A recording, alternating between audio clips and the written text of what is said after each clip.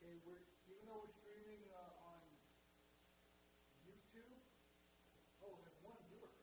Woo! I hear that we have a viewer and we haven't even started yet. I don't know who you are, but whoever it is, I love you. I want you. And I'm not afraid to say that I need you, Janet. If you're anywhere close by, please come be part of the live studio audience. If not, I am receiving your loving energy from afar, and I am grateful for it because I am a spiritual person. Back to my notes. Thank you so much. Okay.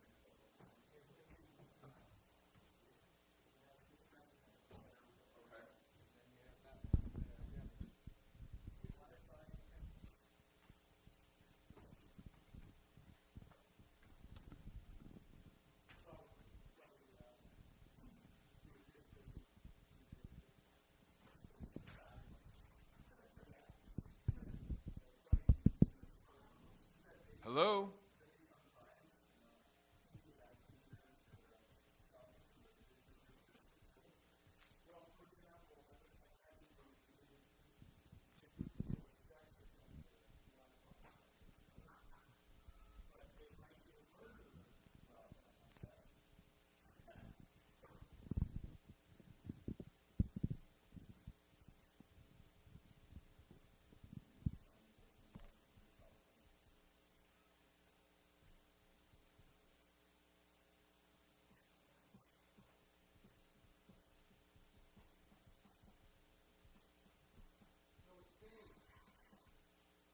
Are you serious?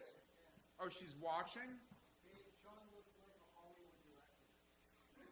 Wait, so Faye, is that you watching? All right, here's what I need you to do. Dexter, are the comments open on YouTube? Yes. What do you want to comment? Dexter, Faye, please. She what? She's already commented. She already put love. Yes. I know that. But, how could she not? But, Faye, what I want to know is it okay? Is it okay? Faye, can I drop that initial bomb tonight? You know what I'm talking about. This bit's going to run for 2 weeks. But I want your confirmation before we get started. Please comment below. Yes. Okay. Well, the world had better get ready. Jake, I'm going to be talking to you.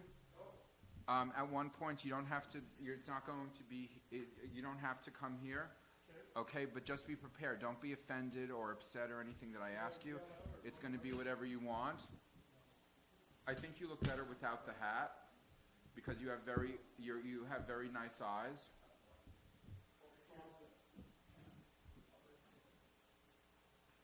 So even though we're live on YouTube, Yes? Facebook gives you the option of going live when you're ready. Okay. Can you go live now on that too? Yeah, I can go live right now. Sure, please. Yes. So, Facebook, you thought you got rid of me. Wait. And now we're live. Hello, everyone on Facebook. You thought you got rid of me, didn't you? You should be so lucky. I'm back in the best way possible, without my own account. So take that. I love you despite your indiscretions. And I thank you for all of the negative energy that made me the superstar that I now am. I couldn't have done it without you kids. All right, let's get ready.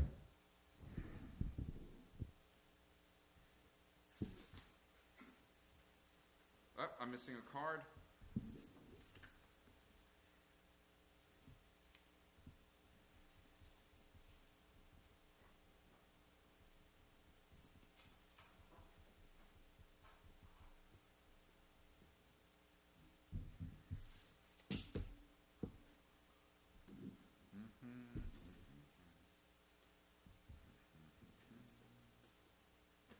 Sean, you have a tag coming out of your hat. You want to tuck that in.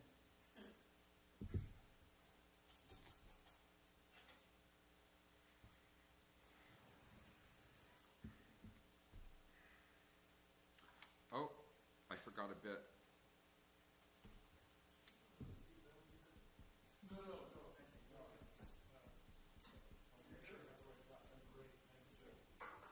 Jake, may I have a tea, please?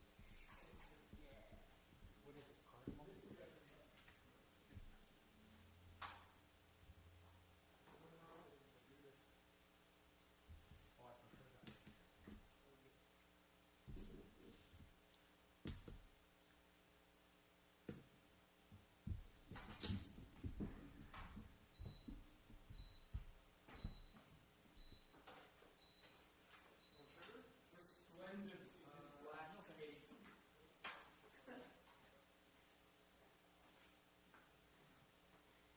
So I'm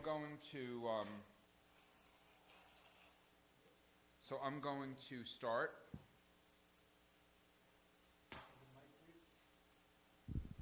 Hello?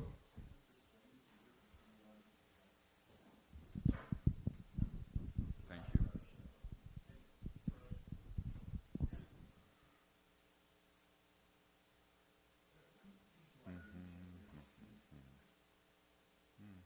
Point out that the guests on the show have to pay for their own drinks. Just kidding.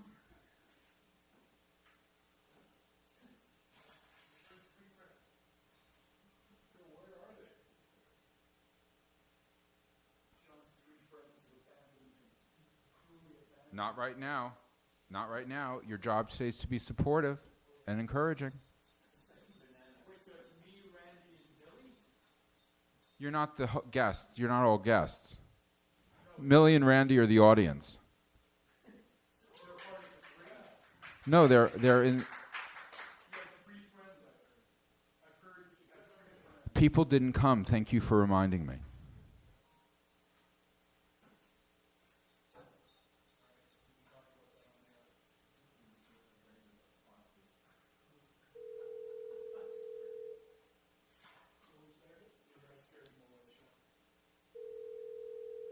This isn't your moment. Hi, Mom. What's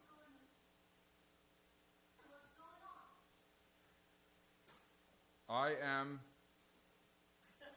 So, all right, so here we go.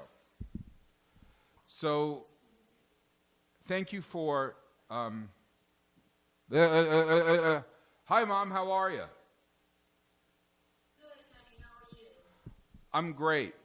So, thank you for joining me. Now, this is what's called a cold open. There's no announcement, there's no music. We just kind of do our bit and we move on. And I've decided to put you here because. And we're adding a reality show element to it tonight. So there's stuff going on in the background. You're a part of history. Don't you feel honored and blessed?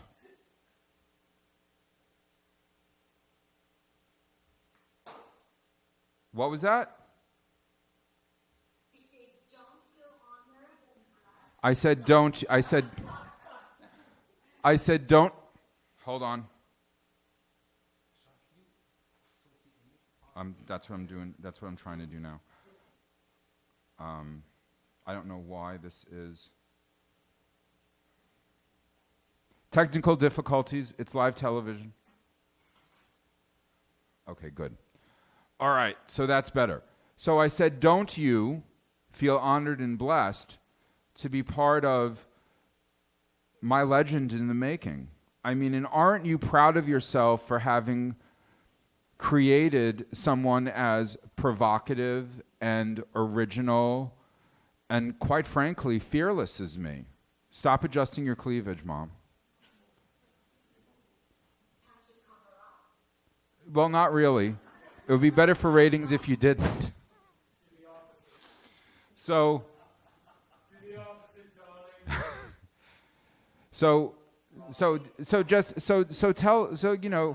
tell everyone out there how proud you are of me and how amazing I am.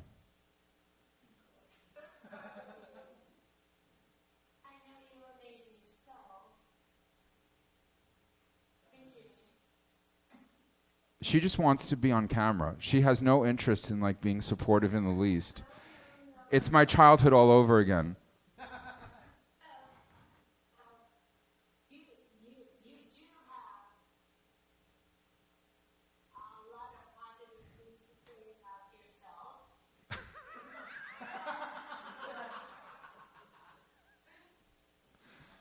And I'm just simply supporting you and agreeing with you. Say that again? I said I'm simply supporting you and agreeing with you. So what I'm hearing is that you don't know what to say.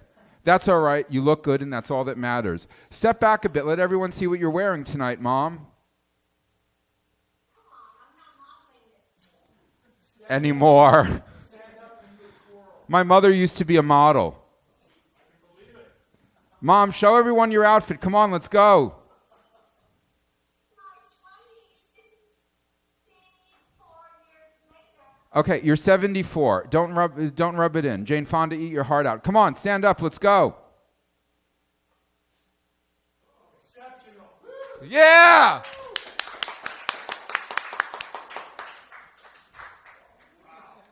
All right, sit back down. Jason's getting a little wild here. Hi, sweetie. Stop, baby. So tell me, Mom, what is your beauty secret aside from not using anything that I send you for Mother's Day?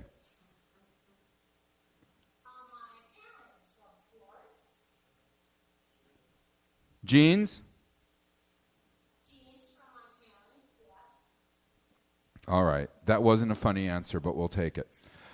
All right, so do you want to see what I'm wearing?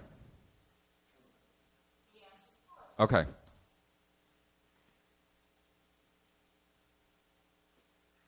Live television. So let me have that stool for just a moment. So I'm wearing. I need your picture to go wider. I can't. Live television, Mom. We're doing what we can. So I'm wearing the shorts, okay? Pirouette. And I'm wearing, and I've got the boots on. Beautiful. Okay. It's all Temu. We love Temu, right?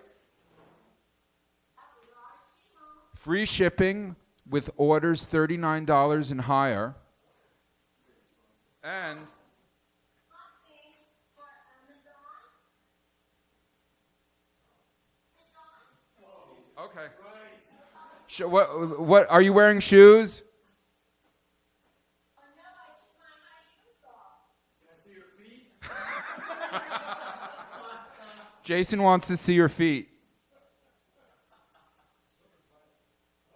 Yeah! Wait a minute, I don't have my sexy nail polish on.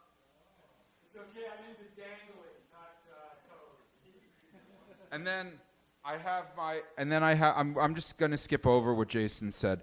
And then I have, I didn't even know what he said. What is it you have? I like, Jason, get over here. I like, No, get back here so she can see you.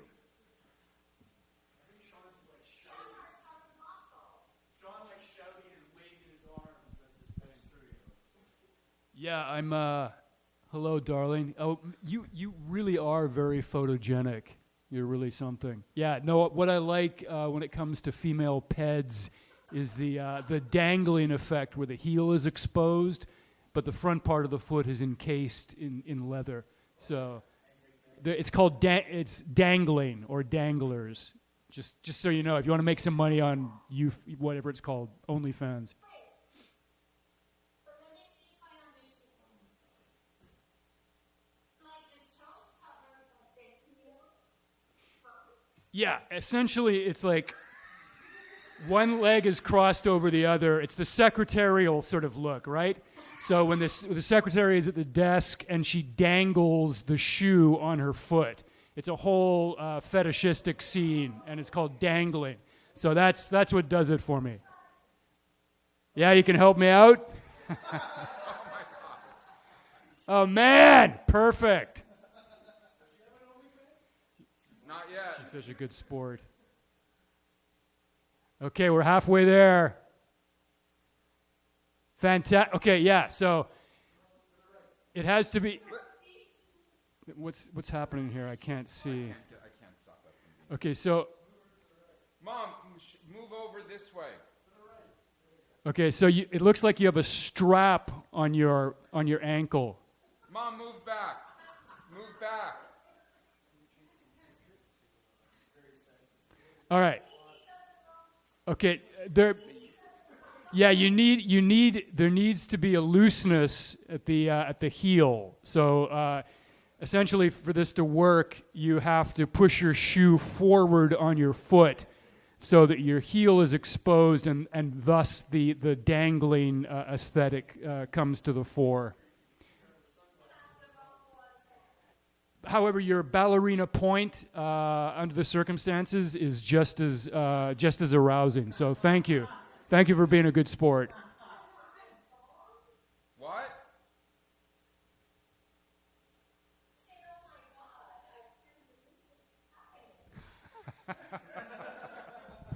We're stepfather shopping, Mom. All right, now back to me. Thank you, Jason. A round of applause for Jason Thompson, everyone. All right. So, actually, you know what? Before we go any further, Mom, Randy, come up here. Randy, come up here. So, Mom, remember I told you I had a fight with Randy and that we weren't talking anymore? We're not going to get into that right now. But remember I told you that was happening?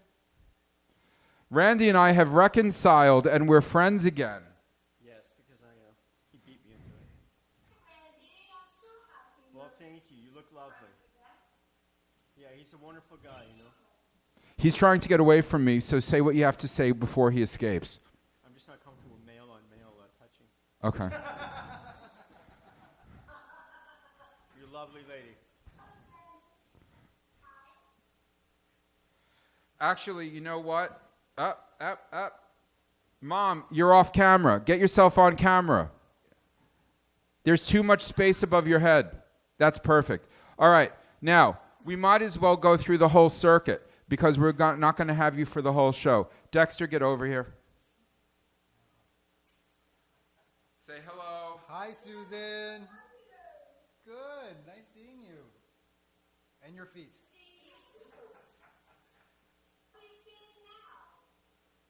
What? Say that again. How are you feeling now? Oh, I told her the about your same. back. But I'm putting on a smile. That's good. That's good. Ow. You should consider opening an OnlyFans account and make some real money with your feet. Oh my God. Where did all that came from? Bye, Susan. Dexter, nice seeing you. Jake, are you willing to have a conversation with my mom, seeing as how the two of you come from very similar cultures? Do we? Oh, hi. Hi, Susan. How are you? Hi. How are you? What nationality are you?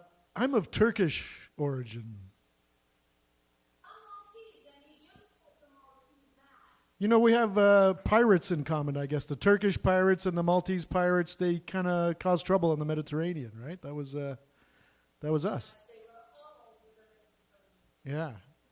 One nose, one people. What is it? We got the same noses. Yeah. Oh, she froze. Frozen.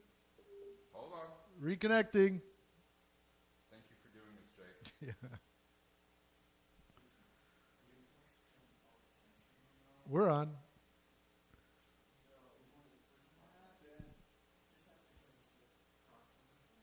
In situations like this, the fastest thing is to call back. Ladies and gentlemen, have you ever wanted to build a personal one-on-one relationship with the porn stars in your life?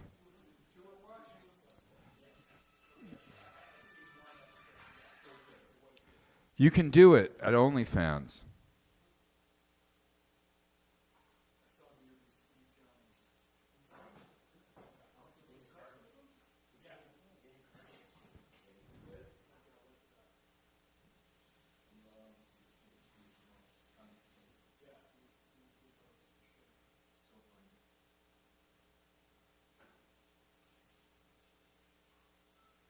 Oh, the internet's down. Our internet's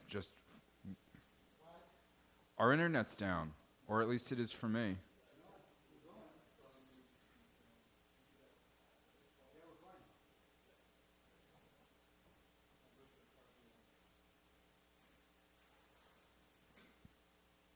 Okay, and we're back. Remember, everyone, your job is to adore me with intensity and no distraction.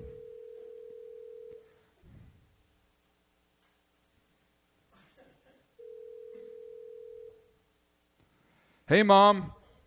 Sorry about that. Will you please stop pulling at your cleavage? Enough already. It looks great, and we know that you shrunk it on purpose. So,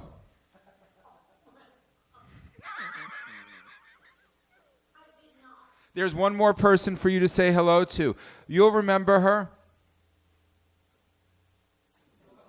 She adores you almost as much as you adore yourself. Millie! Hi, Susan. How are you? I'm great, thank you. You look astonished as usual. You look astonished as usual. Delicious. Delicious. Yeah.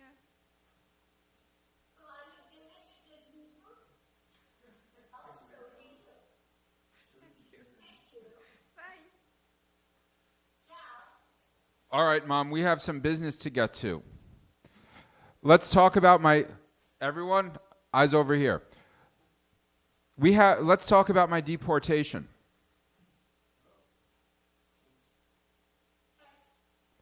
So, as you know, when I was in trouble with the law, I asked if I could simply be deported to the United States. I thought that that would be easier. I was told that was not an option. I was also told that during my probation I could not go back to the United States, which is where I'm from. God bless America. Let's make America great again. Vote for Trump. And free Israel. Fuck the IRA. Anyway, but now it turns out that the information that I got from the court as well as my probation officer was wrong and incompetent and deceptive, and I was mailed a stack this thick of paperwork to fill out, which I love because no one's better at bureaucratic paperwork than I. And the argument that I'm going to make is that I was kept here when I didn't have to be here, and now that I'm here, because there's an entire blank page, 2 sides blank, where you're supposed to write about what hardship you will experience if you're deported. And I've decided that I'm going to rewrite the question so that it's, what will Canada miss out on as a result of saying goodbye to me? And I think that's a much more substantial argument. And to back it up, I'm going to run for mayor. So what do you think of this whole possibility of me being deported and moving in with you and ruining your sex life for a month while I get the money together to move to Austin?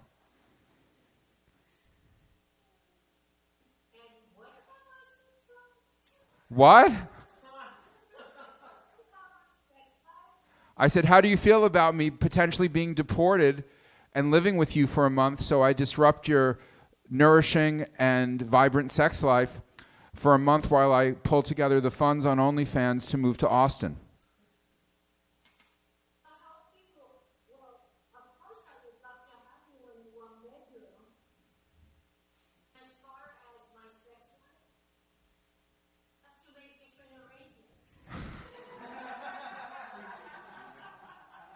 I think it would be easier for everyone if you just got me a long-term hotel for a month. But seriously, I want to stay here. I'm an independent contractor right here at the Center for Talking Arts at 154 James Street South in downtown Hamilton. I love saying that. No one will ever stop me from saying that every chance I get. And I feel as though Canada would miss out greatly on me. And I would miss out as well because I love everyone with whom I work and play here. But as a reminder, I don't have sex anymore. What?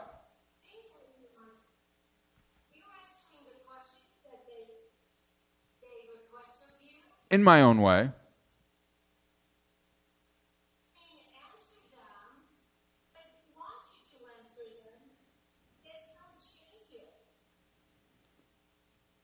Well, you think I'm too outspoken, don't you? Why? And speak louder, please. Speak like me. Well, I mean, sometimes you have to be careful what you say. People sometimes don't like self-assured people. All right, I'm going to... You come across as being very confident, very fearless, high ego.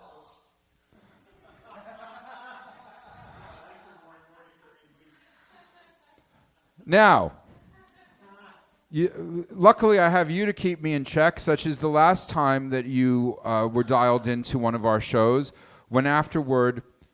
Okay, so first a story, everybody. So I was walking to Backstreet Bar and Grill after my first talk show, and I was, with my mother on WhatsApp walking down James Street, and this guy came up to me while I was in a video call with her, and I said, and he said, "Hey, you smell great."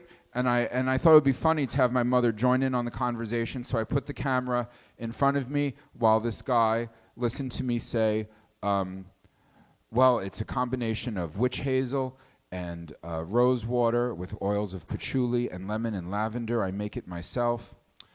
And innocent enough, right? But then I make the mistake of saying, "Well, young man, what are you doing tonight?" And with my mother watching and listening, he said, "Well, I'm going to 5-star because I got to sell some drugs. The rent is due in a week, and we're going to see what we can rustle up." And my mother's like, "Sean, get away from him. He's going to ruin your life. Stop it. I'm so proud of you and how far you've come." Ah!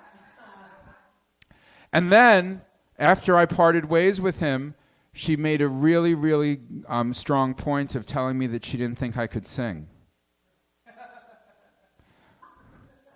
So we're going to see what you think of that. I played the song for you before. Feel free to dance, Mom. Especially if your boobs are on camera. Jason has been asking me to figure that one out for a while. Here we go. All right? You're just going to listen and you're going to tell me the absolute truth about what you think, okay? Don't be nice because we're live internationally, being watched by tens of thousands of people.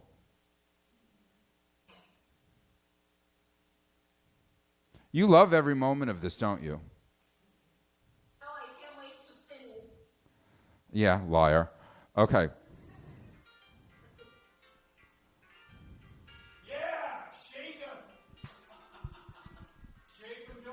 I'm always a flop at a top-notch affair, but I still got my health, so what do I care?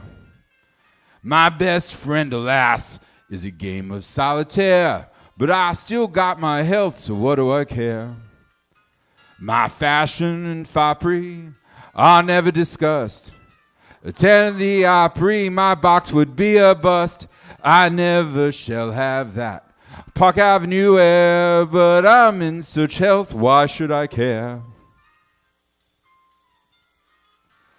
The hip that I shake doesn't make people stare, but I've got such health, what do I care? The side of my props never stops a thoroughfare, but I still got my health, so what do I care? Your face is your fortune, so some wise man spoke. My face is my fortune, that's why I'm totally broke. My ship ain't come in, so I'll grin while I bear, 'cause I've got my vitamins, A, B, C, D, E, F, G, H. I still have my... Got no diamonds, got no wealth, I got no man, but I got my health.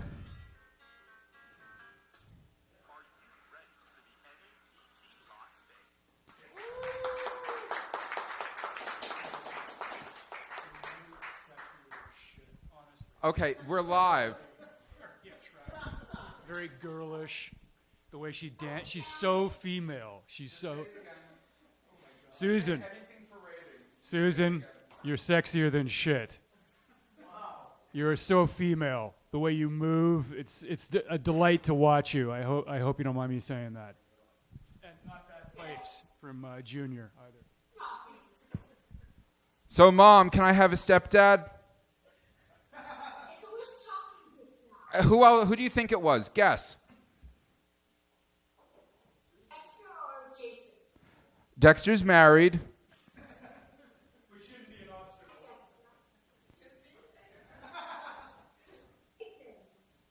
It was Jason. Jason, but you know what? I couldn't make out what he was saying. Okay, that's just as well. Okay, so I'll tell you. He said that you are all woman. He said that you move like a woman, you look like a woman, you radiate womanliness. All right, enough, Mom. You're only a guest. I'm the star. Anyway, he made another motion for your affections, and then my question was, Mom, could I have a stepdad? Have a stepdad? Yes. Now? Mom, it's a joke. Go with it. Go with it. It's a joke. Not that I'm aware of. Not that you're what? No, I said, Mom, could I have a stepdad? Mom, the joke is that. Thank you for destroying those stereotypes that women aren't funny.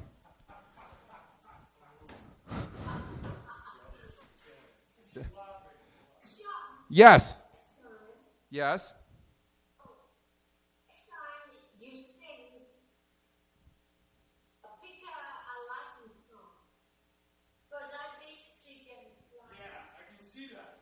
So do you think I can sing? You need just a little bit more practice. Do you want me to sing another song, or should we say goodnight, Gracie, now? I should send you for speaking lessons. But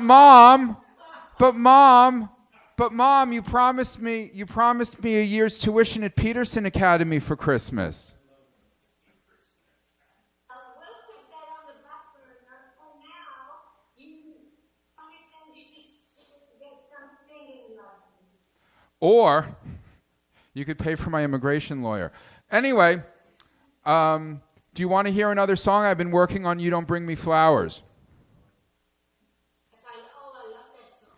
So we're going to do that, and then we're going to say goodbye to you, okay? So we're going to do the song. Bye, Jason. Tell him. Go ahead, tell him. Oh, that's right. Oh, here's something you should know. We put a boom box outside the venue so that people passing by on the street can hear what's going on and maybe come in. It's working. We have like 67 people here. Okay. Okay. This is it. How's Mr. X doing? Doing great. That smile says everything, Susan.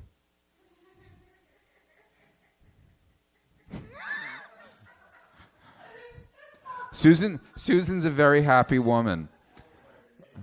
Okay, wait a minute. Hey, I was happy before I met him. Don't try to cover up. It's too long gone. That's that Mona Lisa smile of yours. Okay. Just get ready. You're going to love this.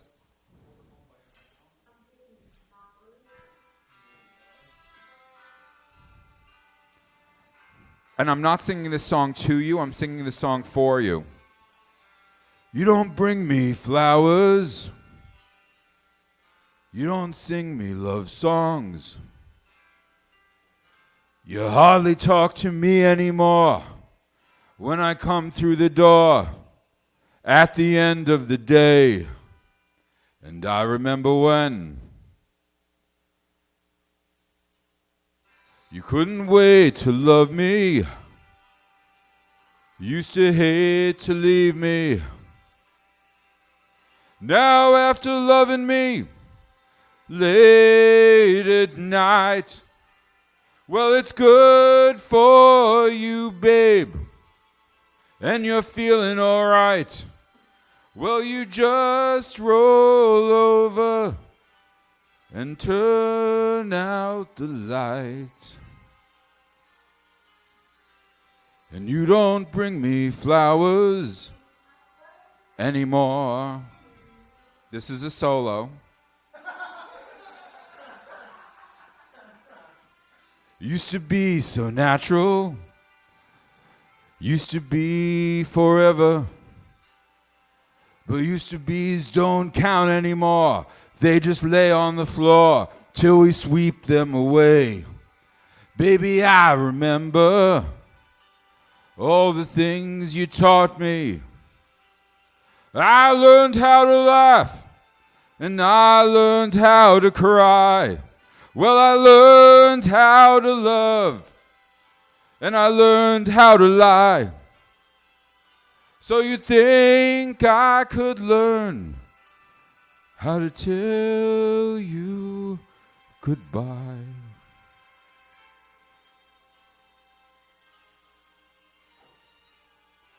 You don't bring me flowers anymore.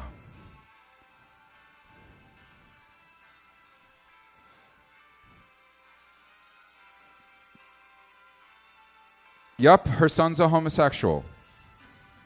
Well, you think I could learn how to tell you goodbye. And you don't say you need me. And you don't sing me love songs. You don't bring me flowers anymore.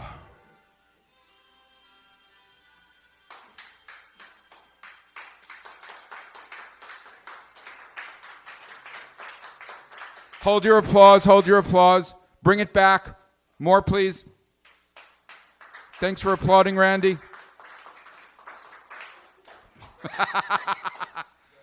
So what you think of that? I love the song, but I must say,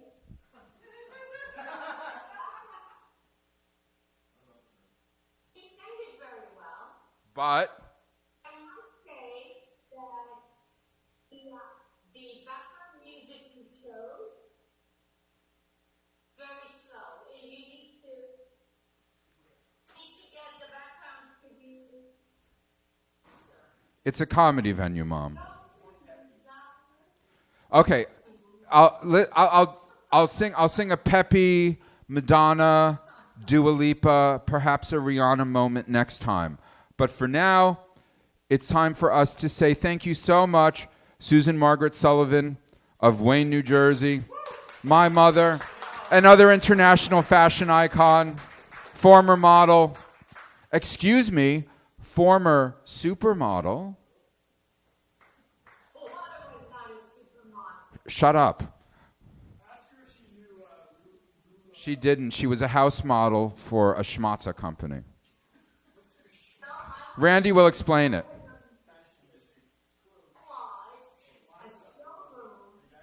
Yeah, house model. That's what a house model is. All right, so tell me you love me.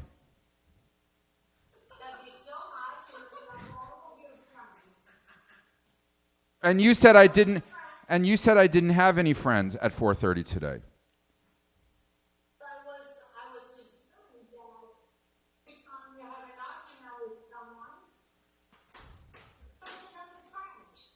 Okay, Mom, you know what? Just wheel back and show Jason your cleavage and wave goodbye. Wheel back. Wheel back. Say good night, Gracie. Susan Sullivan, everybody.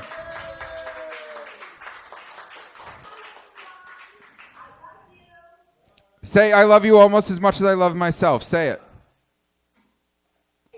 Just say I love each and every one of you almost as much as I love myself.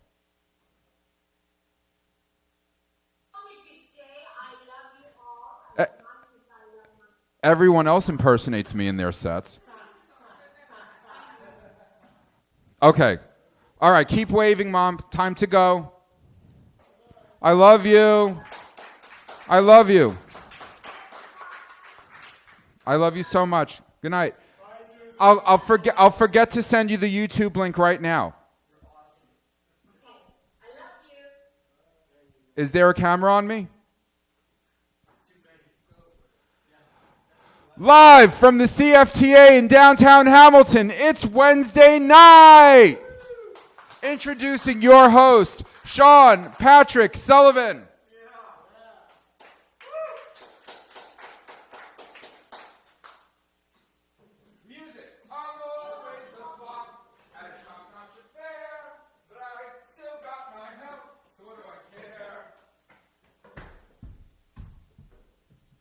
Oh my God, my cards are there. I need my cards. Mom, do you just want to be here for the rest of the show? You can't say anything. Yeah, I'm going to disconnect. Yeah, that's what everyone else does too.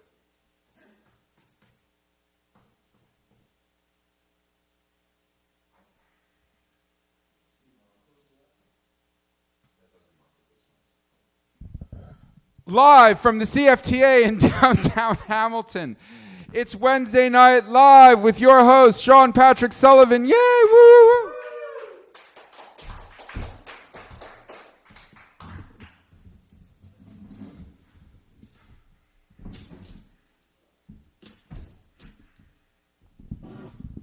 Well, how's everyone doing tonight? I hope I didn't blow out the sound system. Moderately faggy voice. Moderately. No comments from the peanut gallery. All right. So we have such a huge turnout tonight. We're up to 79 people. That's just here in the venue. And I'm so glad that how is my mother, everybody? How is my mother? How is Susan, Dad? You're the first person I've called Dad in 30 years in a non-sexual way. Consider it an honor. All right. Now, I'm so glad that everyone participated in our cold open. You know, I have so many heroes that are modeling my work here as a talk show host after. All of whom Jason Thompson hate. Lauren Hutton. Okay, so not everyone. Lauren Hutton, the first podcaster. Joe Rogan. Joan Rivers. And then there's also the comedians. Andrew Dice Clay. Sandra Bernhard, Colin Quinn. But what I want to talk about right now are my local heroes. I want to shout out all of my love, admiration, and quite frankly, my awe over some of our local legends. There's Doug Nagy, who's hilarious, and whose voice I unconsciously try to mimic without realizing it, causing me to blow out the speakers here once a week. There's Greg Dabrowski, who's very funny and very energetic and has, I would say, the best biceps in the comedy scene. Absolutely. We love you, Greg. Larry Smith, a multitasking, multi-talented legend who will be doing his Christmas show here at the Center for Talking Arts. There's the neurotic, intense, delicious, occasionally joyful brilliance of Randy Hughes. And we're not going to talk about Jason because we'll be talking to him later. But there's also Ryan Sim, who I love so much. Never fails to entertain. Have I left? I'm a little nervous. I always am. Despite this look of placid superiority, I'm always a bit nervous. Who? Yes! Yes. Christian walking sitcom rhymer. You'd better keep her, Jason. I mean, I'd always do that. You better keep her, Christian. She's a keeper. And not just because we want her as a guest on one of our shows next week. Anyway, yeah, I thought I would let everyone know that. For those of you watching for the first time.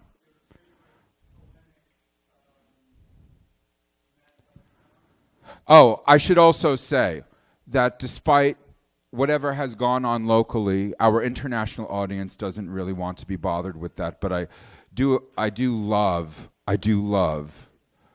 Manolis. How do you pronounce his last name?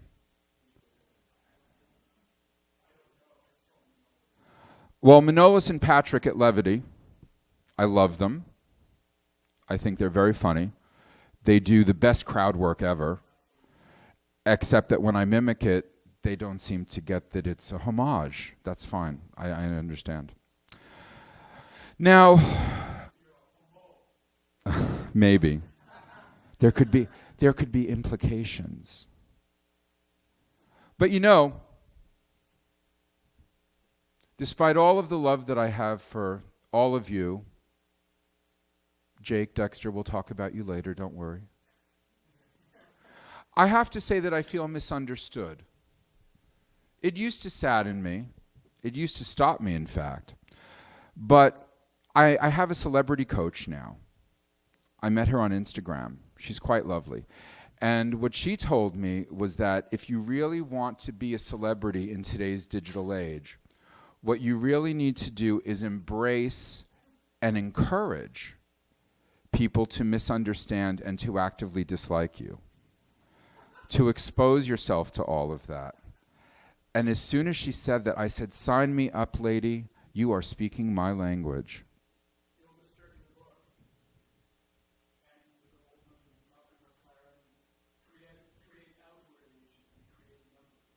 Yes. The thing is, I don't try to be disliked. It just happens. Outrage. Okay, that too. So how's this vulnerability bit working for everyone? Can you believe that I'm carrying a 90-minute show completely by myself? Thanks a lot. Thanks a lot. I should also mention the Uncle Floyd show. All right. Because I forgot what it was called, and I messaged you last night as soon as we parted ways, and you didn't answer me. Well, I'm sorry. I've been busy cleaning toilets, writing scripts, negotiating deals, planning, because I never get to plan. It is. So here's the thing.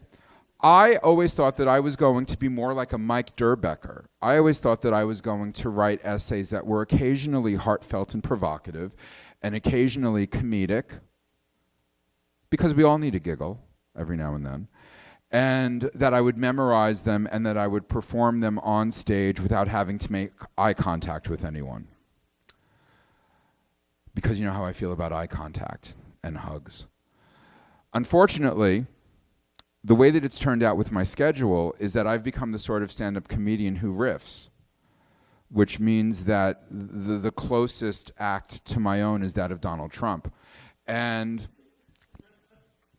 sometimes it works, and sometimes it doesn't. I was really quite epic at the showcase that produced me. Thank you, Dexter, I'm all your fault. And then I bombed for 2 months straight.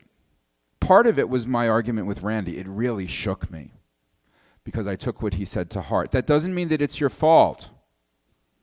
That doesn't mean it's your fault. I love you. I didn't. What are you saying? I should take equal? No. Listen, I don't talk about arguments with people that are still in progress because I'm too busy secretly plotting their demise. If I talk about an upset that I've had with someone, because here's the thing, okay? We act like we know so much. Let me tell you something. We don't know anything about anything. Can we talk about the Tartarian Empire? Can we talk about the Chicago World's Fair of 1896?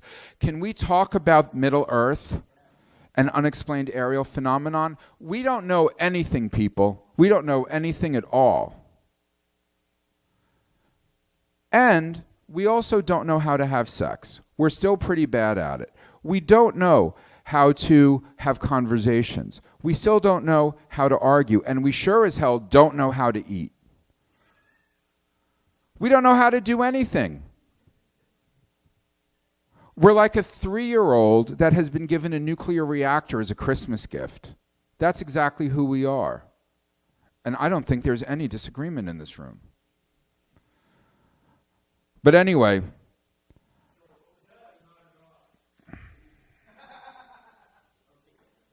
I'm doing everything in my power not to tell the obvious joke.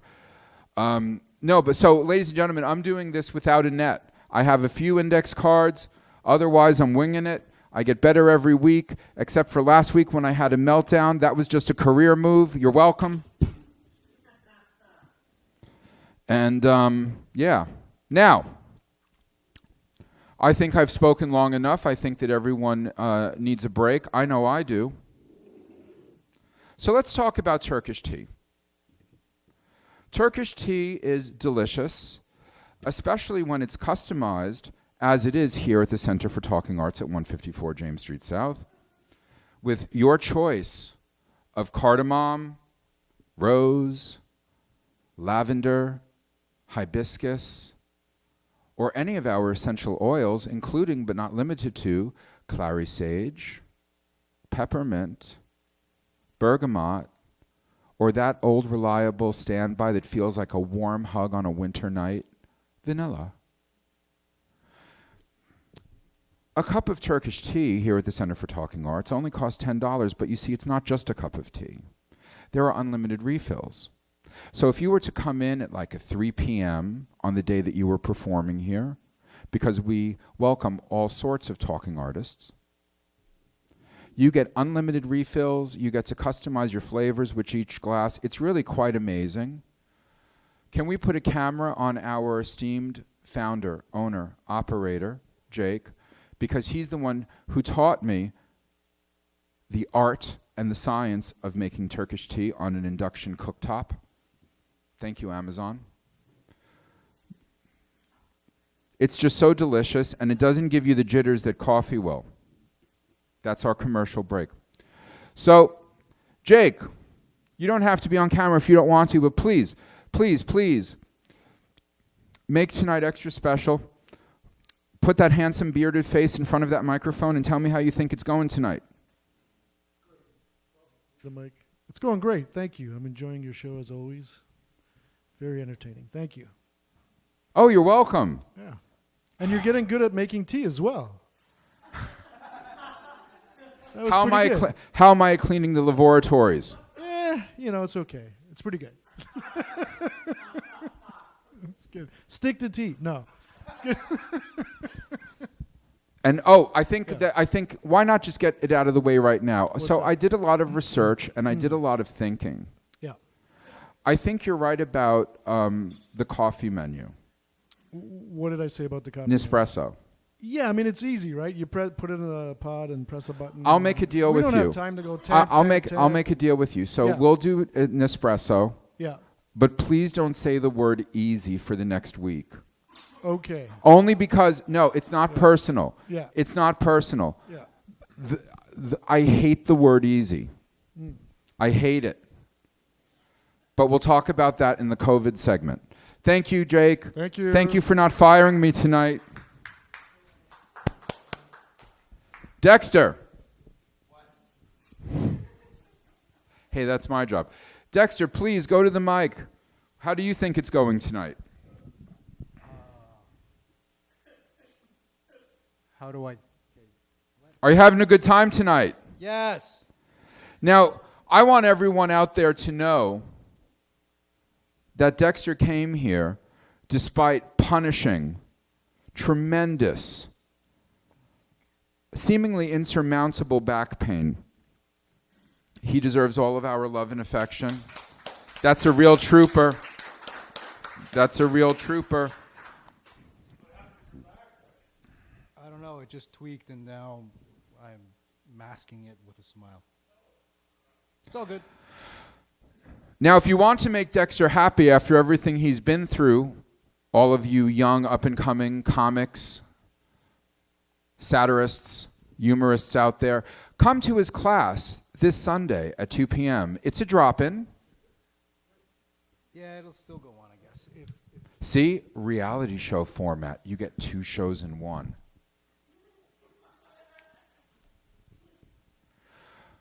By the way, if Ryan Sim and I had a baby, it would be Tim Dillon. Anyway. Thank you, Dexter. All right. So, no, you don't know who Tim Dillon is? Okay, so imagine Ryan Sim and me having a baby. That's Tim Dillon. That made Jake uncomfortable. Well, you want to know something? Men having babies makes me uncomfortable too.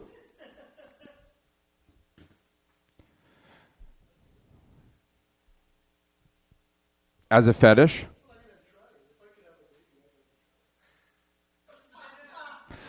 I think hey, what? Yeah. You don't think they already have somewhere in China?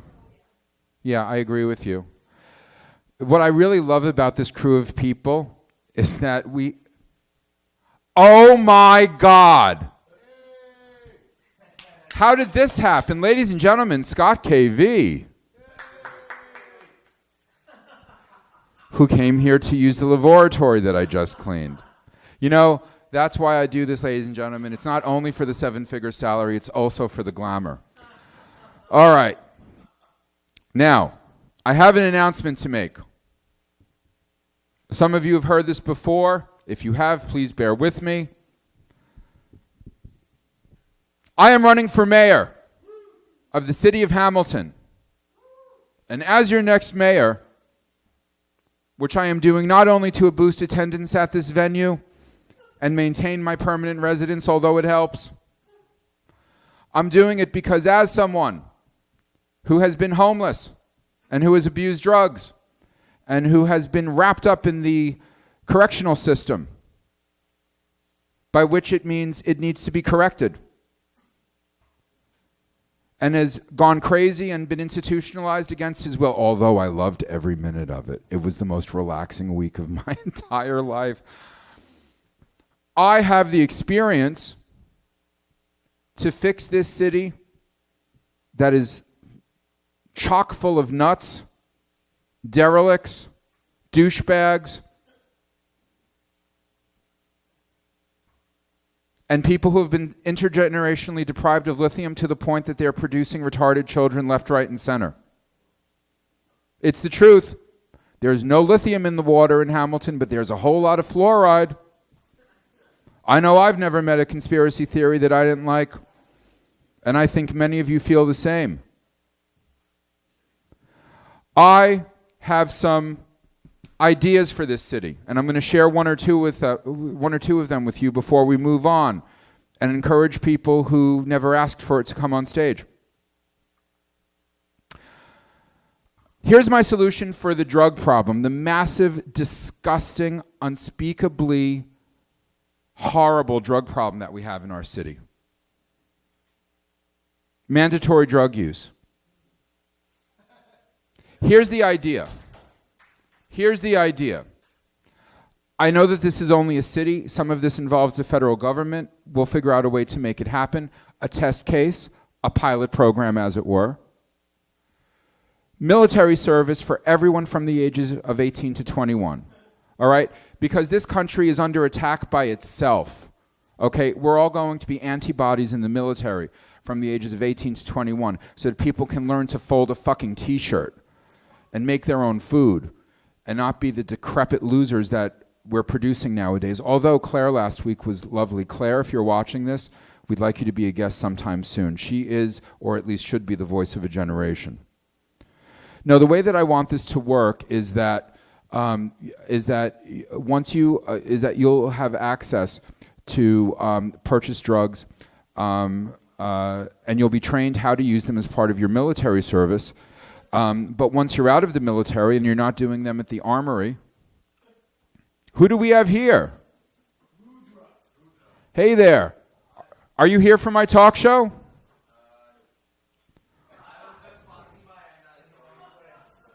All right. Everyone, give it up for Rudra. He just walked in.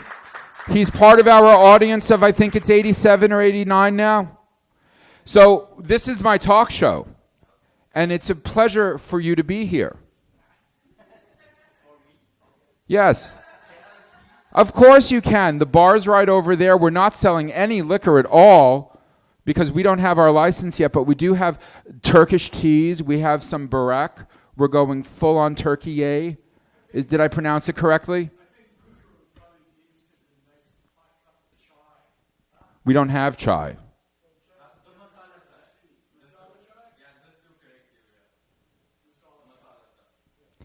Padamalashki disagrees with you, but... All right. So thank you for coming. We hope you stay to the end. If you don't, you won't get the free gift on your way out, but the choice is yours. Thank you. All right. So here's how it's going to work, everybody. So mandatory drug use, we'll train you how to use them. You'll try a little of everything, just like psychiatrists did in the 1950s, when psychiatrists thought of themselves as painters and not clinicians. And then what we're going to do is we're going to take away from all churches and houses of worship their not-for-profit status, because I think we all know by now that not-for-profit is code for money laundering. And these houses of worship are going to need money if they're going to stay afloat. So what we're going to do is make every single drug legal to sell, but only in houses of worship. And that's where you will be able to do your drugs. Because there's no such thing as a bad trip when you're awed by the wonder of an 18th century fresco or a 19th century array of stained glass windows. We'll return drugs to being the rituals, part of the rituals that they were. If you want to have casual fun, go to a show, hang out with your friends. Drugs are special and sacred and should be treated as such. So that's one of my plans. Do I have your support? Do I have your support? There will be more on that each week as the time comes. What I want to do now is ask Scott, hey, what are you doing here? It's so good to see you. Okay.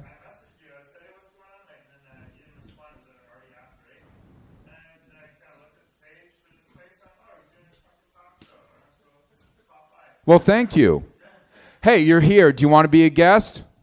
All right. Hold on, because our first guest tonight needs no introduction. What?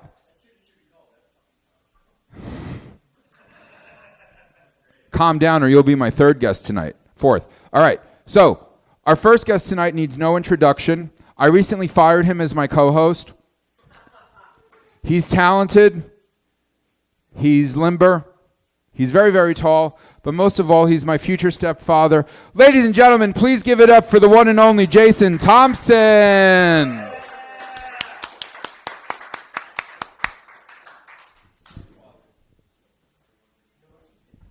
I don't mean that in a Pornhub kind of way. Is that for me or for you? That's for me. All right. How are you doing, Jason? I'm doing well. Did you want one? I had one. Oh, you have one already? Yes, I had one non-alcoholic beverage. Ah, very good. Setting an example. So, Thank you for having me, Sean. oh, it's my pleasure. So, you were recently fired, and I don't think it's any secret that the reason that I fired you is because you quit. The deal that we came up with is that on A weeks, you would be my Sandra Bernhard, my most frequent guest, my most beloved guest. And then on B weeks, you would come in early and direct me, because I love being directed by you, just not when I'm in the middle of hosting. Right.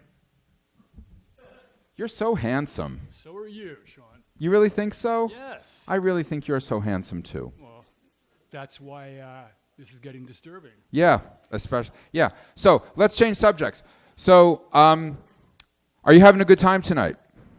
As always, yes. Okay, excellent. Now, now we had dinner last night after a rollicking, boisterous, truly high energy production of Family Guy Live last night. You played Stewie. You were brilliant at it. Well, thank you. And then afterward, we went to the judge and we had dinner, and you told us these amazing stories about monasteries or retreats that you'd been to. Now, without any pressure to be funny, merely charming, I want to hear again about it, about the one that you went to in Washington State, I think. Right. And you might want to explain why you went, like what else it is that you're doing in your life that would, yeah, who you are and all that. Well, I guess that's the whole reason why people go to monasteries, to find out who they are. How old were you? How long ago was this? It was, I think, probably about 15 years ago. So I was. And you're 47 now, so. Right. So I was a mere sapling at the time. Yes. And where'd you go? Went to. It's the organization is called One Drop, something or other. One Drop. It's sort of. Where is it? It's in Whidbey Island, which is in Washington State. It's a friend of mine arranged for me to get a scholarship to go there. It's a form of Zen Buddhism, which is called Rinzai. Rinzai, which is a very austere form of Zen Buddhism, but they have a cutesy name. Sort of the umbrella name is One Drop Monasteries or something like that. I'm not really sure why. There's a whole, religion has a whole PR thing, as we all know, just as everything else does. But the discipline that is that you're studying is the Rinzai tradition, Zen Buddhism, which is the Japanese version of Buddhism, and so it's an exploration of Buddhism, but with Japanese cultural trappings. The Japanese are very neat, very tidy, very macho with the whole samurai thing, all those very stylish, very minimalist, but also very stylish. So all those things come into play when you're studying Rinzai Zen Buddhism. Tell us about the time that go on, but tell us about the time that you got back. Oh, right. So I wasn't given the full rundown by my friend because he knew that I wouldn't go if he told me everything that it entailed. So it's a fairly brutal regime. You get up at 3 in the morning, and I was told by one of the handlers that Handlers? that's what I called them. Yeah. That if you didn't get up at 3, you would be woken up and then you would be forcibly dragged into the Zendo, which is the meditative version of a, what do they call the martial arts things? I asked this again. A dojo? A dojo, right. So it looks exactly like a dojo. But everyone sits in a circle, cross-legged, and instead of attacking each other, they sit in the lotus position and meditate. You're not allowed to make eye contact. That's great for me. All your masturbatory ejaculations must be internal and silent. And if you lose track of the thing that you're meditating or trying to meditate on, then you attract the attention of the assistants by eye contact. So it's sort of like this. So it goes a little something like this. Sitting down there, and you see someone, and you do this. You make eye contact, and they come over. And then they raise this huge, menacing-looking cricket bat above their shoulders, and then you indicate which shoulder you want to be struck with the bat by. So I chose the left, and so you're sitting down. Everyone's coming to this. Everyone wants something. Everyone wants something. Everyone comes to these places in search of something or escaping something. So you're sitting down and you request the attention of the attendants, and it goes a little something like this.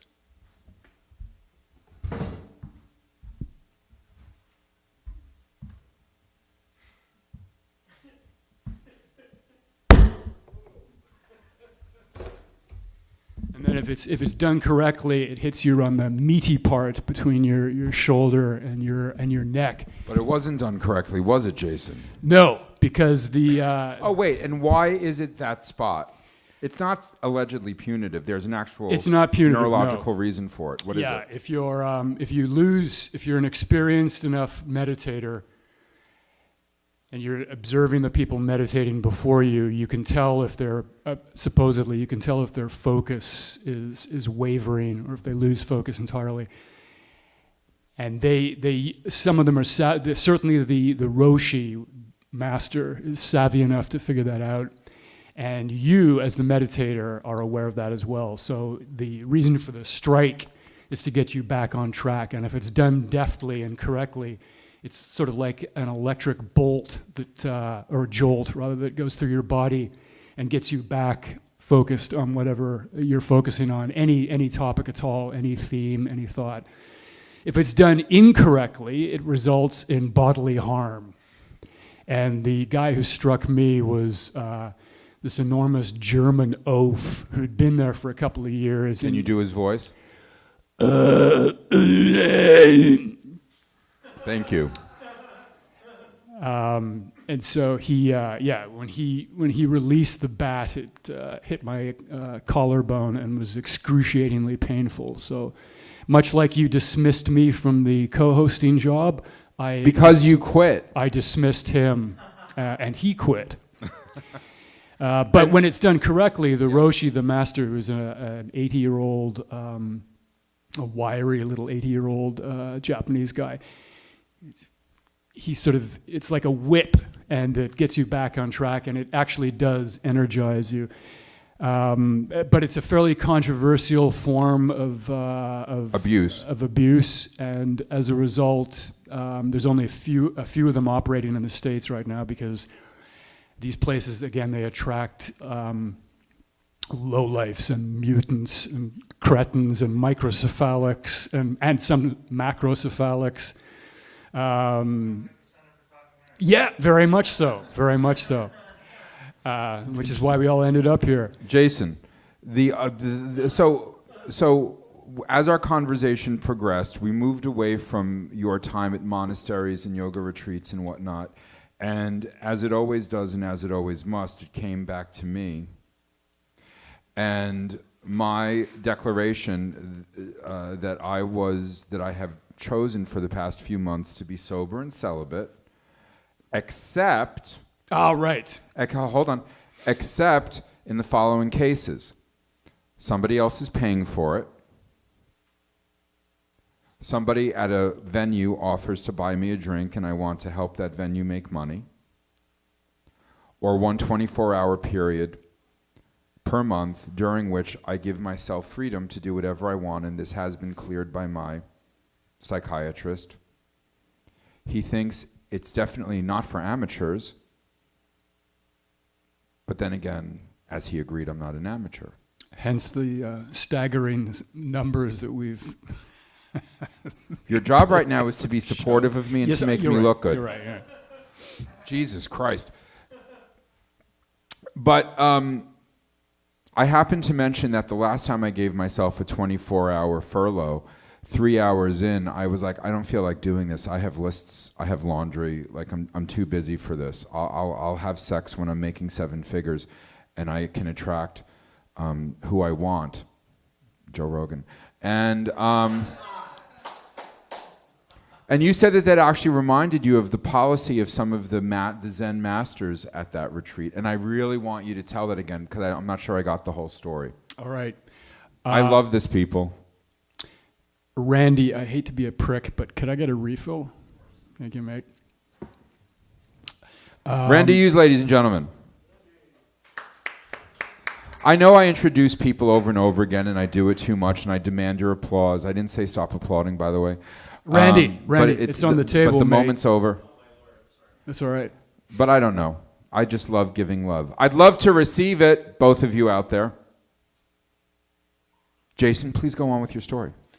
Right. So when Sean regaled me with his policy, his sex schedule, thank you, his sex and debauchery schedule, it reminded me of the monastery.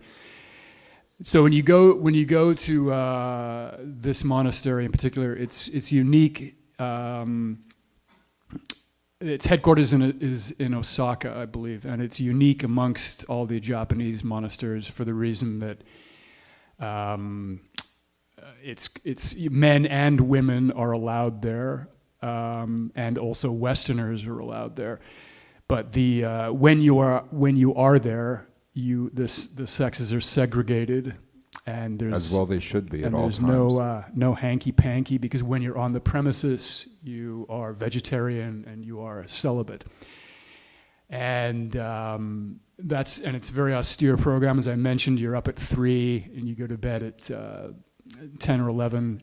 Meditation all day, interspersed with menial work tasks, which it's a form of meditation, and walking meditation. So you're meditating constantly. It's exhausting. It's very difficult, and there's a lot of pain involved. I think that's like the Japanese contribution. Anyway, eventually, as with all things that challenge you like that, you build up a tolerance and a resistance to your routine.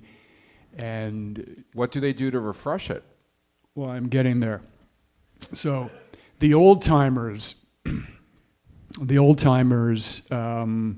have to make it more challenging for themselves. So you're expected to adhere to those guidelines 6 days a week. You get 1 day off. So on the 1 day off in Japan, the old timers have been there for years, go into town and they get stinking drunk and they go to the whorehouses and they go fucking crazy. And that's fine because it's off the premises. But as long as you're on your mat meditating, no matter what sort of sake or whiskey fumes are emanating from your mouth or your pores, you're fine. So as long as you're there at 3 a.m, Monday, sitting in the lotus position, meditating, all is forgiven. So that sort of reminded me of your schedule. Why, thank you. Not at all. So something's developed. So anyway, you said your goodbyes last night, and I walked Faye Paulette, brilliant local comedian, singer, up-and-coming fashion icon Faye Paulette. I walked her to the bus, and before we end this segment, I just want you to know that Faye and I decided to, well, you know, I'm kind of disappointed with the current crop of gays. And so I did kind of sort of take a deviation. I kind of took, so Faye and I had sex on that couch last night. I just thought you should know since you're a close friend of both of us. What were the highlights? Well, I don't want to divulge that. Faye said that I could reveal it. I have her permission to reveal it. Well then, but she did. But we're both a little hesitant about it. Reveal away. I mean, were there howls of protest or howls of resignation? Want to know the gory details, the sweaty, intimate moments of my exchange with Faye last night on that mustard-colored couch? Was it an exchange, then please, or was it a ransom? Then please, shh. It was a ransom. Everyone, shh. My show. Shh. My show. Shh. My show. All will be revealed tomorrow night at the weekly open mic at the Center for Talking Arts, 154 James Street South, right here in downtown Hamilton. Ladies and gentlemen, give it up for the one and only Jason Thompson. Thank you. All right, get off the stage.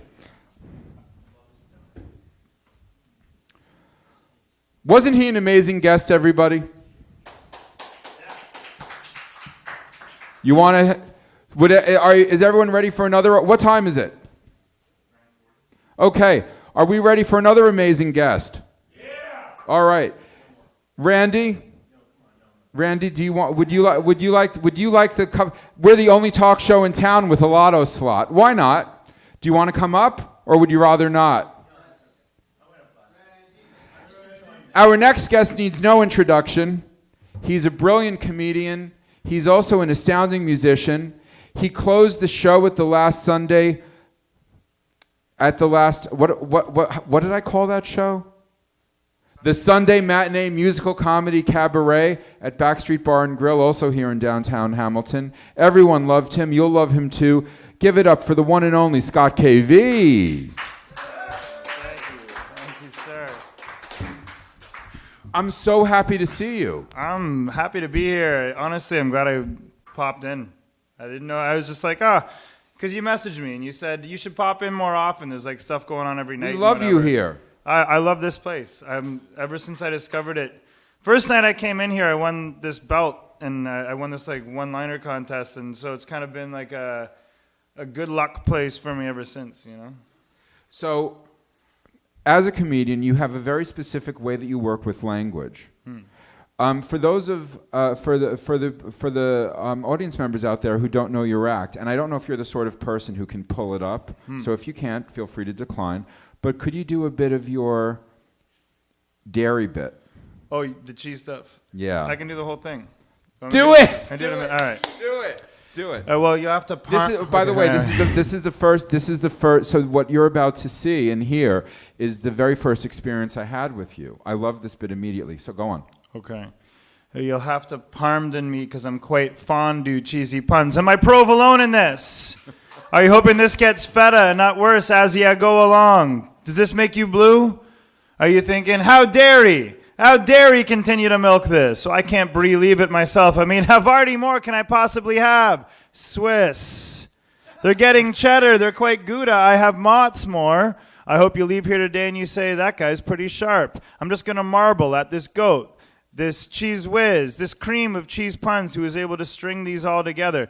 I hope you leave here today and you say, honestly, I can't ricotta time my cottage show with so many cheesy puns. Hey, Huckenzola, Gorgonzola. I cannot bear it any longer. Now, do you think I need to monitor the number of cheesy puns I do in my act? Never. No, I don't need to Monterey Jack. That's it. Scott KV, everybody. 26 cheese puns I do in under a minute. Jake has told me that he said to take my time with it a little more. Sometimes, because I've done it, usually if I do it and like someone requests it and like there's people in the audience, they've seen it a few times, you never know. Like a lot of the time, like, you know, like as a comedian, you'll go to a place, there'll be like 10 people there and it's like everyone's seen your act. So it's like, I'm going to do different stuff. But then someone's like, please do that bit if there's something that they like of yours. So I usually like power through it a lot of the time. But if it's like, if it's a show with like an audience that it's like a fresh audience, it's a real kind of like energy in there, then I will take a little bit more of a pace with it. So, but you never know. I love it. I love it so much. So you also write original songs, and I'm wondering, from a writing perspective, if there's any difference between writing bits like that and writing music. Oh, by the way, did you bring your guitar? No, I have my synth because I was doing a thing where I was doing some like synth stuff. I can honestly play any instrument. A real polyglot. Is that the right word? I don't know. Is that the right word? Jason seems like he would know. That's the word. He said it's right. Okay. No, yeah, I can play any instrument, but like I'm really good on like I just started playing keys really in like the last like half a year or so, but I because when you play guitar, you know where all like the notes are and everything already, so I was just kind of like been getting super into it. But yeah, so I was doing something with that. So I have that with me. I don't have my guitar with me. But to answer your question, there's a book by the guy from the Talking Heads. What's his name? David Byrne. David Byrne, thank you. Yeah, and it's called How Music Works. And basically what he describes is that you write your music, so like Talking Heads develop their sound of like kind of like fast kind of beats and like kind of like disco-y kind of like bass with like some like weird stuff because they were playing little clubs about the size of this place and they wanted girls dancing. So they started to like write music that would fit to where their audience already was rather than writing AC/DC stadium rockers and pretending that they're playing in front of Madison Square Garden in a place like this. They would play to the audience that they knew they were going to be playing to. So they wrote their music to suit the audience that they knew they were going to have.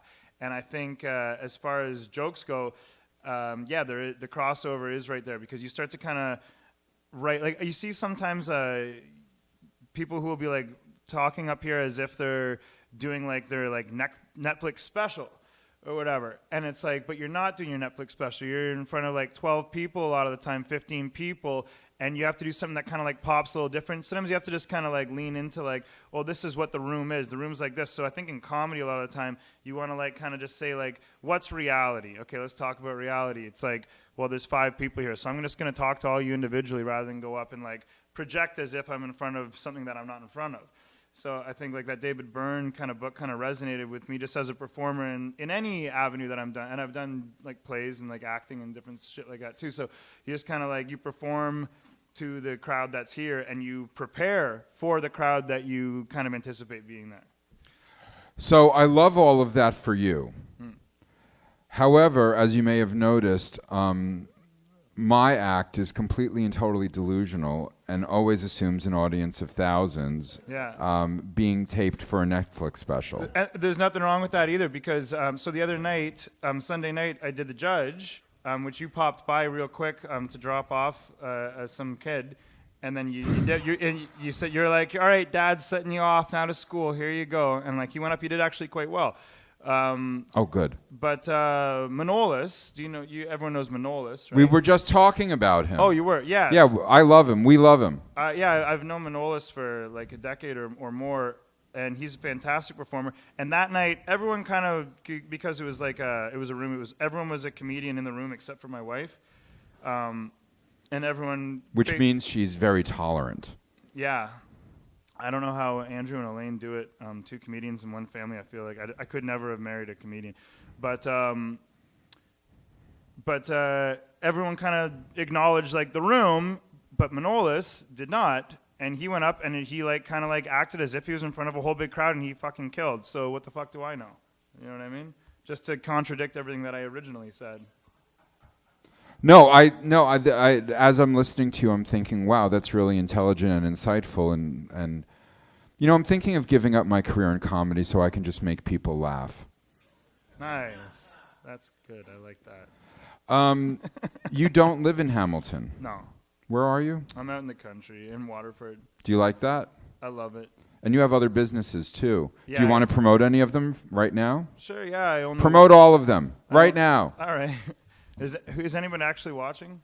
Like, Yes, thousands. Yeah? Thousands. Shh. How many viewers we got? Be I honest. say it's thousands. Okay.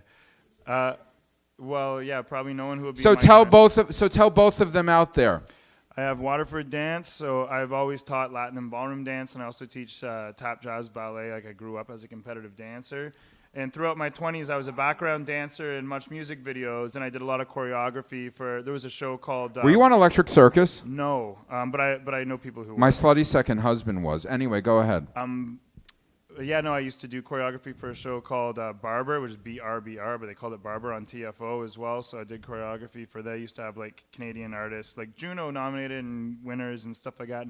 They would do like a live performance, and I would choreograph like a dance to it with some dancers and stuff like that. But yeah, so I own a studio. I have a couple girls who teach like the young kids, and I teach the adults Latin and ballroom. And what city is that in? And tell us the name nice and slow. Waterford Dance. Yeah.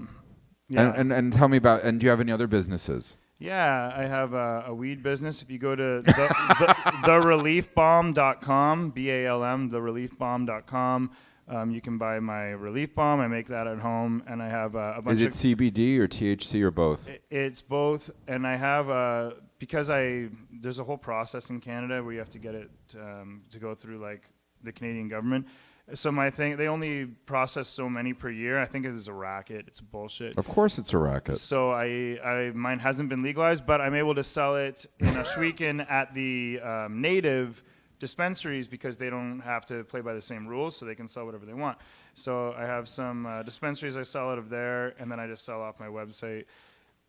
Which is? thereliefbalm.com.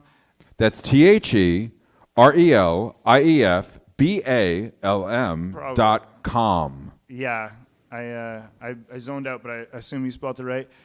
And then I have a driveway business, which a what? A driveway business. I do seal coating on driveways just because I like to do manual labor because it's just it brings you kind of just like, you know, a little bit of, it brings you enjoyment, I think.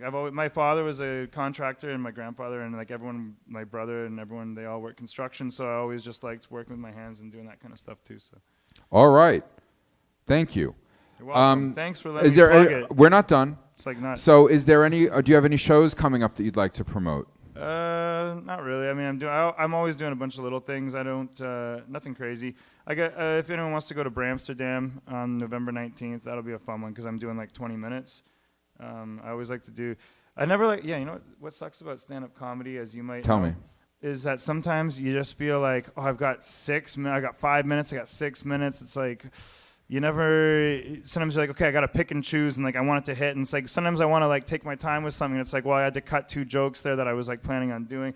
But it's nice when you have 20 minutes, then you can kind of like sprawl out. You can feel the audience out. You can kind of get into the zone a little bit, and then you can kind of go, okay, what of my repertoire do I want to dive into? What's the audience up to? What are they feeling? And you can kind of lean into it and have a little more fun, a little more leeway. Can all of you excuse Scott and I for just a moment? Just excuse us. I need to have a one-on-one moment with Scott. Scott, so are you booked for Monday? Monday, like this upcoming Monday? Yes. No. So I have an amazing opportunity for you, as I must, because I am the Willy Wonka of the local comedy scene. You have a lot of whimsy. Yes. Yes. So I have an amazing booking for you. It would be the sort of show that you would love to do. So please stick around for just a few moments more so we can talk to you about that. Sure. Is that it for me?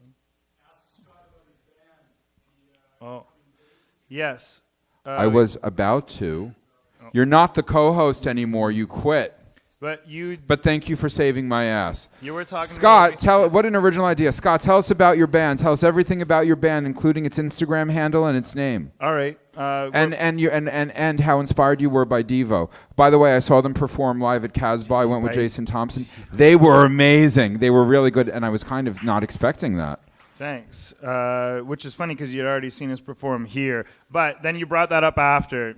The sound here was awful. I walked up to you and I said, how come you didn't sound like that at the CFTA? I said, the first time I saw you, you were terrible. Why were you so amazing tonight? Yeah. Because here You were amazing, it's though, not seriously. a music venue, so like we were playing like right out of like the speaker. The sound was like awful here. I think maybe you were just better at the Casbah. And we didn't really get to do a proper sound check because Jake was so worried about the upstairs people at the soup place. And we were like, can we like test this out? He's like, you're good. He's like, you sound fucking good. That's it. You're done. He's like, I don't want to piss these people off. I was like, all right. Guess what? They're closed on Mondays. Oh. Yes, we'll talk more about it. What's the name of your band? Mucho Disaster. That was serious. Called Mucho Disaster. And what would you describe it in terms of genre?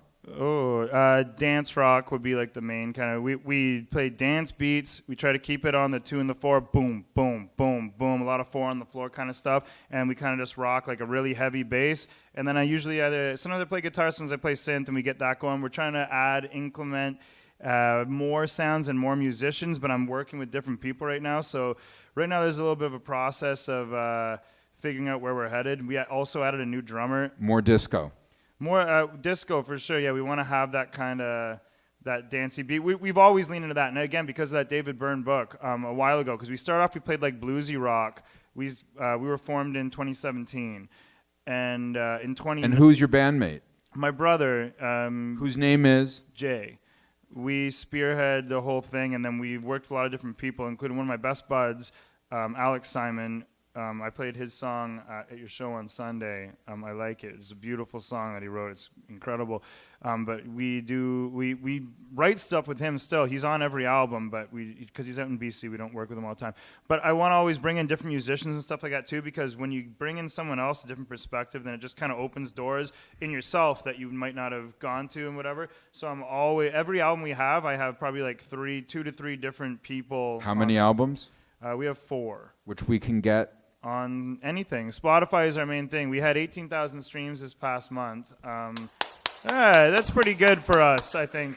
We used to get about like 5,000 a month, and then it kind of started to augment. But we've been added to a lot of playlists. We also get a lot of play on Oshawa, on Durham College Radio. So Spotify for artists, there's an app, and it shows you where you get all your plays from. So we get a lot in like Whitby, Ajax, and like around like close to that radio station. So I think that we got a buddy there, is the DJ there, so he hypes us up and he plays our tunes and stuff.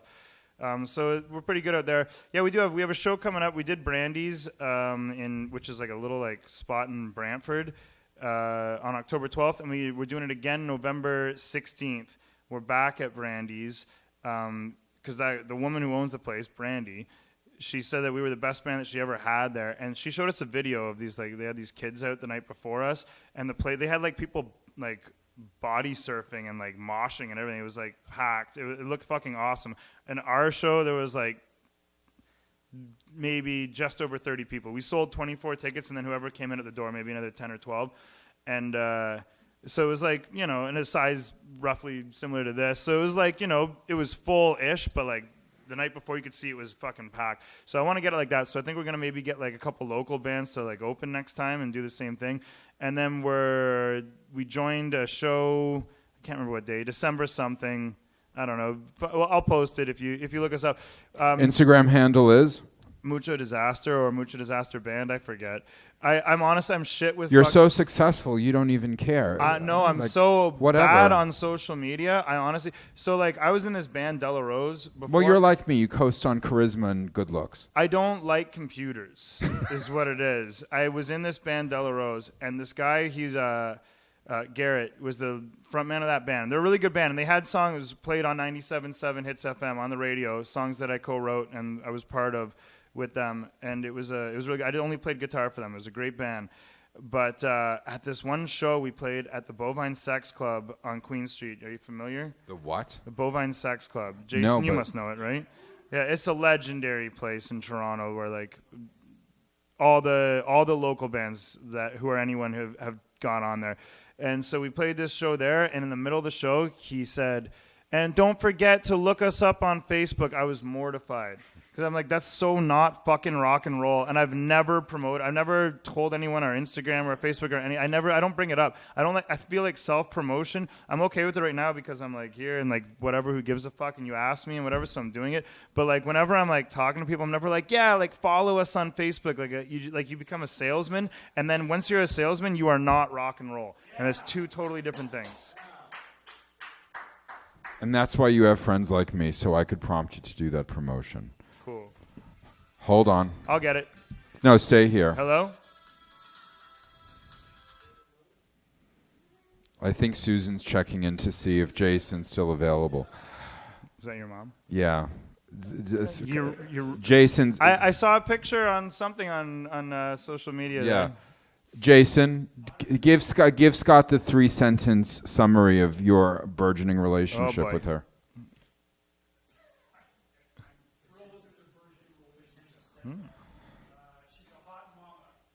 Jason's hot for her, and in the cold open for the show, we teleconferenced her in, and Jason encouraged her to do foot fetish videos on OnlyFans.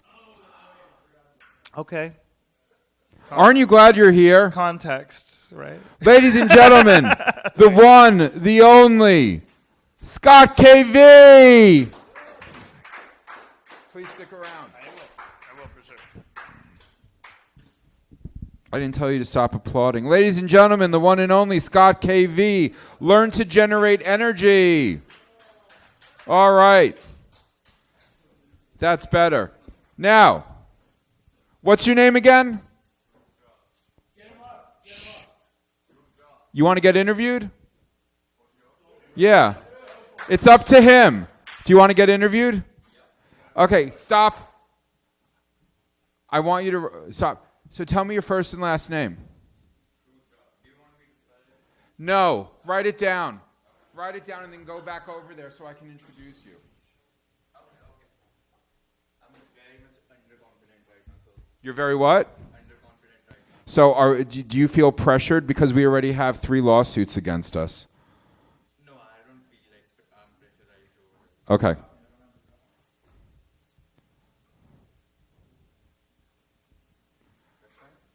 Rudra Sharda? Okay, go back over there. What's your name again? You'll find out. Ladies and gentlemen, welcome back to the Weekly Talk Show at CFTA. I'm your host, SEAN Patrick Sullivan, and we're pleased to have as our lotto slot guest for the evening out of this audience that by now is what, 119, 120 plus everyone online. He's handsome, he has great glasses, he's certainly up for a good time. His name is, and not the same way my mother is, Rudra Sharda!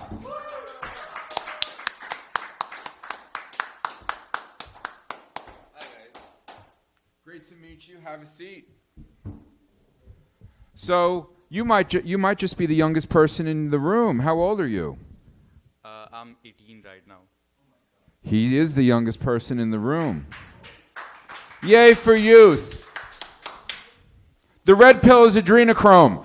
I like older guys. You're safe. So what brings you here tonight? Was it my booming, vaguely homosexual voice over the loudspeaker out there? To be honest, yeah, the voice. Thank you. Like I was just passing by and I was like, I want to join over here. So have you ever thought about doing stand-up comedy? Do you know what this place is? No. Okay. So just so you know, this is the Center for Talking Arts. Okay. Okay? Our founder, owner, and operator is Jake Jenk, who has a brilliant... Where is he? Okay. I can see you now. Okay. So he makes everything possible. And on Mondays, we do a live podcast. Uh-huh. On Tuesdays, we do table reads we reenact famous sitcoms. Wednesday is my talk show. Thursday, we have an open mic, and I think it's the best open mic in town. And And then on Fridays and Saturdays, we do pro shows. And then on Sundays, if you decide after tonight's glorious affair that you want to get into stand-up comedy or spoken word or anything like that, or you just want to improve your communication skills, Dexter teaches workshops that are on a drop-in. You don't have to sign up for a whole sequence. It's $10 or $20 a class. Okay. It's 20, right, Dexter? I'm not really trying to sell you on it. I'm just trying to come up with an excuse to promote it. I just have to walk in, right? I don't have to sign up. No, that's the whole thing. Because comedians are you low commitment?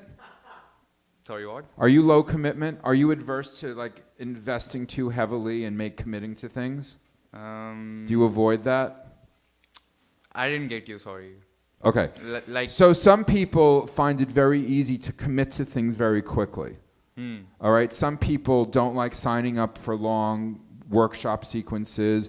They are hesitant to be in romantic relationships that are committed. Which type are you? Low commitment, I would say. Then you're going to be a perfect comedian. So. How? Like, give me the reason for that. Comedians tend to be low commitment. It's a joke. Is it a fact or what? What? Is it a fact or what? It is a fact. Most comedians are very low commitment. I'm not. I'm an exception to the rule. I'm anxious and controlling and demanding. Okay, so that is why I was not laughing so far, because I didn't. This guy didn't make me laugh so far, so yeah. I did or did not? No. I didn't ask for a review. You're here because I let you be here. Watch your step, young man. Respect your elders. Okay, so I have to walk now or what? No, we're going to make you feel uncomfortable for another 5 minutes, then we're going to wrap the show up. So tell me, are you in school? Yeah, I'm in college right now. Where? Mohawk. Of course. For what? Business. Want to be our intern? We'll talk later. Okay. So what do you like about your program, or do you like your program? I hear Mohawks are pretty, in all seriousness, all jokes aside, there were jokes, by the way, just so you know. All jokes aside, I hear that Mohawk's an incredible school, and when I was in the psychiatric ward, my window overlooked the Mohawk campus. Okay, nice. But tell us about Mohawk. Do you like it? Do you approve of it? Are you glad you're there? So far, I'm so happy that I'm over there, because I'm waking up every day and I'm learning something new, so that's good, I would say. Yeah. That was a very generic answer. You have a nice smile. That makes up for it. So what do you want to do once you graduate? I want to be CHA. You want to what? A CHA, a custom house agent. Okay. Yeah. Who clears all of the big containers and the shipping yards and all. Like the shipping containers? Yes. You got it. Like, I just want to make their own paperwork and all. Yeah, and I want to start a business of mine. Now, you know there's a lot of human trafficking in those containers. You're going to have to watch out for people because, you know, sex slaves and everything. Ladies and gentlemen, Rudra Sharda!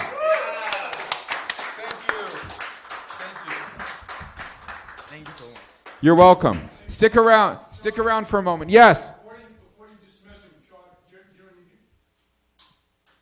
you know any jokes? Any jokes? Like an Indian joke, for example. Something that you grew up, something you heard when you were growing up. Or a joke about glasses. Or looking like Clark Kent. I'm very bad at jokes, sorry. Ladies and gentlemen, Rudra Sharda! No, in all seriousness, you insulted me with thousands of people watching online, in addition to the 276 people in the audience. But we still love you because that's how open our hearts are. That's how kind we are. All right, so what have we learned today? What we've learned is that my mother's hot, thank you. Thank God I'm a homosexual. We also learned that going with the flow when people pop in unexpectedly is definitely the way to go. We've learned that I am quite frankly invincible, that I can achieve anything that I want very quickly. We've also learned that I've achieved tremendous growth since that career move I call an on-camera nervous breakdown last week. But most of all, and most importantly, what we've learned is that our guest next week will be cinema scholar and head of the film department at FIT, the Fashion Institute for Technology in New York City, Dahlia Schweitzer. We'll also be hearing from my mother yet again. And in the meantime, I'd like to thank my guests, Rudra, Scott, Jason, as well as our brief cameos by Millie, Dexter, and Jake. It's been such a pleasure.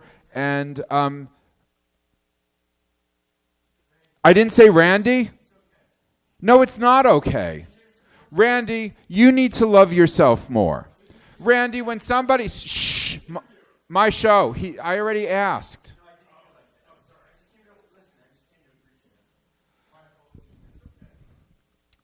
This wouldn't have happened, Jason, if you learned to listen.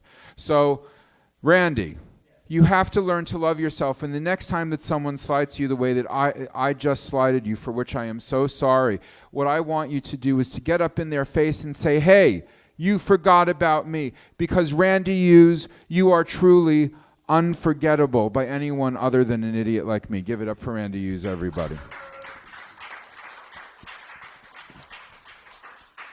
So,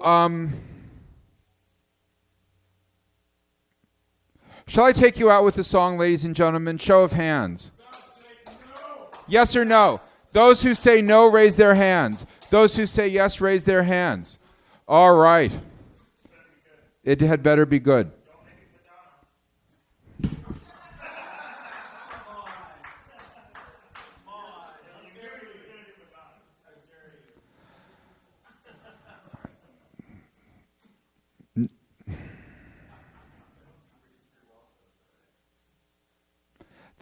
You know what, that really, it feels like my penis during a really cold bath. It just kind of shrunk back in. And we'll do a song next time. Ladies and gentlemen, thank you for tuning in. Please tune in next week at 8 p.m. It's our YouTube channel is the Center for Talking Arts. Thank you. I love each and every one of you almost as much as I love myself. Good night!